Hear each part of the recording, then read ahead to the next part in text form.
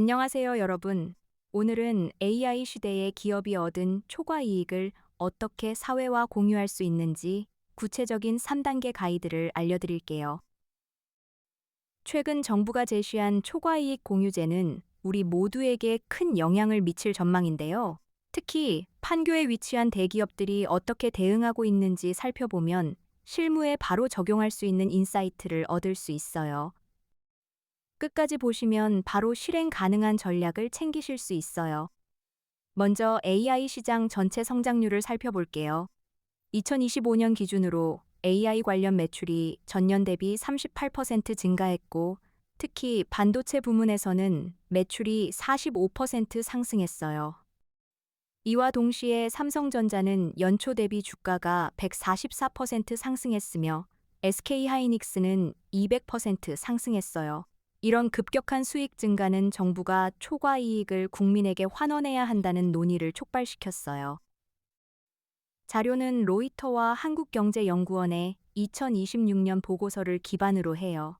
솔직히 말하면 저만 헷갈린 게 아니더라고요. 이제 초과 이익 공유 정책을 실제로 적용하기 위해 꼭 기억해야 할 세 가지 포인트를 정리해 볼게요. 첫 번째는 정책 목표와 적용 대상을 정확히 파악하는 것이에요. 두 번째는 공급망 전체를 고려한 이익 배분 구조를 설계하는 것이죠. 마지막으로는 구체적인 실행 단계 예산 배정, 협상 프로세스, 모니터링 체계를 명확히 하는 것이 핵심이에요. 각각을 차근차근 진행하면 기업과 협력사가 모두 윈윈할 수 있어요. 우리가 놓치기 쉬운 부분이 바로 여기거든요. 대기업과 중소기업이 초과 이익을 공유하는 방식에는 차이가 있어요. 대기업은 자체 R&D와 인재 육성의 30%를 직접 재투자하는 반면, 중소기업은 정부 지원금을 통해 15% 정도를 활용해요.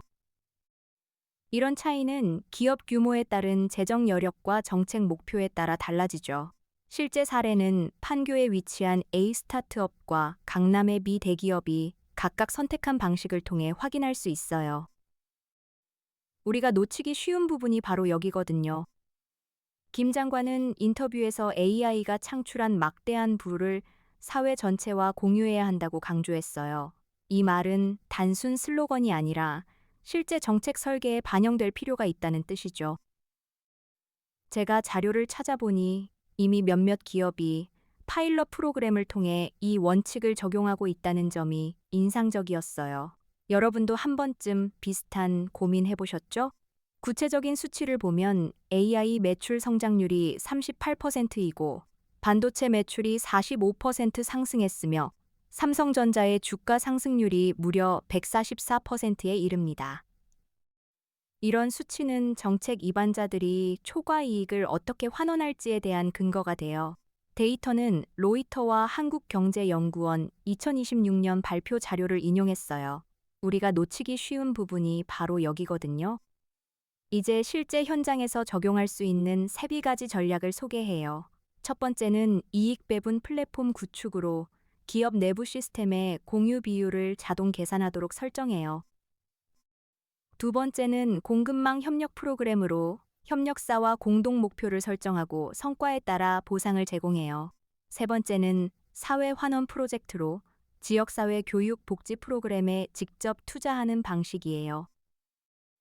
제가 직접 기업 사례를 조사하면서 느낀 바로 그 효과를 설명드릴게요. 우리가 놓치기 쉬운 부분이 바로 여기거든요. 앞으로 AI 초과 이익 공유 정책이 확대되면 기업의 사회적 책임이 강화되고 중소기업과 지역사회가 직접적인 혜택을 받을 가능성이 높아집니다. 특히 판교와 같은 AI 클러스터가 지속 가능한 성장 모델을 구축하는 데 중요한 역할을 할 것으로 보여요. 결과적으로 기업과 노동자, 그리고 전체 경제가 상생하는 구조가 만들어질 거라 기대해요. 우리가 놓치기 쉬운 부분이 바로 여기거든요. 오늘 내용 정리하자면 AI 초과 이익 공유는 정책 목표 파악, 배분 구조 설계, 구체 실행 단계의 3단계로 접근해야 한다는 점이에요. 지금 바로 구독과 알림 설정하시면 다음 영상에서 실제 기업 적용 사례와 구체적인 도구 사용법을 더 자세히 알려드릴게요. 다음 편에서는 AI 에이전트 활용법을 심층 분석하니 많은 기대 부탁드립니다. 솔직히 말하면 저만 헷갈린 게 아니더라고요.